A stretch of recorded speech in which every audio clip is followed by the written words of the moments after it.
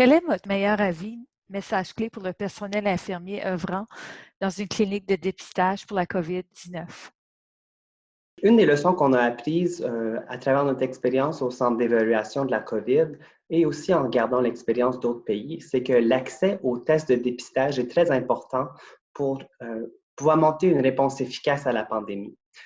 Au début de la pandémie, on avait un test limite, une limite de tests qui était disponible, puis aussi qu'on était capable d'analyser. Donc, on devait refuser l'accès à certaines personnes qui, en fait, étaient inquiètes et qui présentaient aussi des symptômes. Bien sûr, on leur donnait beaucoup de ressources d'éducation sur à quoi regarder puis quand consulter.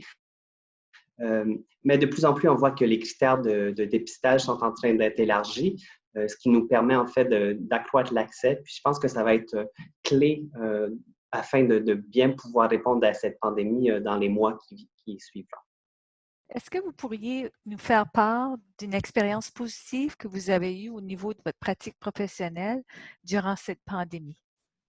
Une des expériences positives qui est ressortie de cette pandémie, en fait, c'est que les gens du public, les personnes qui se présentent pour l'évaluation au centre de dépistage, sont très reconnaissantes du travail que les infirmiers et les infirmières, ainsi que tous les autres professionnels de la santé sont en train de faire.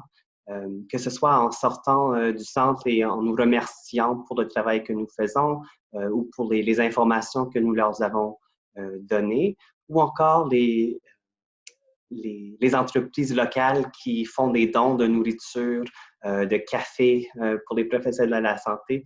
C'est sûr que toute l'équipe, on apprécie beaucoup ça. Puis ça aussi, ça nous remonte le moral aussi dans ces temps incertains. C'est sûr que ça aide beaucoup. Puis ça nous fait vouloir aller au travail encore plus, même dans ces temps difficiles. Quelles sont les stratégies ou les solutions que vous avez trouvées utiles dans vos interventions auprès de la population? Pour moi, je pense que ce qui a été le plus utile et ce qui est très important en réponse à cette pandémie, c'est la communication. D'abord, entre l'équipe, les membres de l'équipe. Par exemple, à chaque matin, au centre d'évaluation de la COVID, nous avons des réunions d'équipe le matin et aussi le soir, juste pour reviser ce qui s'est passé, quelles sont les règles, est-ce qu'il y a des changements. Il y a tellement de changements qui se passent à chaque jour que c'est bien, même s'il n'y a aucun changement encore, c'est bien d'entendre que, bon, il n'y a aucun changement, on continue comme on l'a fait hier. Et puis aussi, la communication avec le public. On a beaucoup de ressources qui ont été développées, qu'on peut donner aux personnes lorsqu'ils quittent le centre, comment s'isoler, quels symptômes ils doivent faire attention et quand consulter, des choses comme ça, parce que les gens aussi ont beaucoup de questions, beaucoup d'incertitudes dans ces temps de pandémie. Donc, je pense que la communication est très importante pour le bien-être de tout le monde.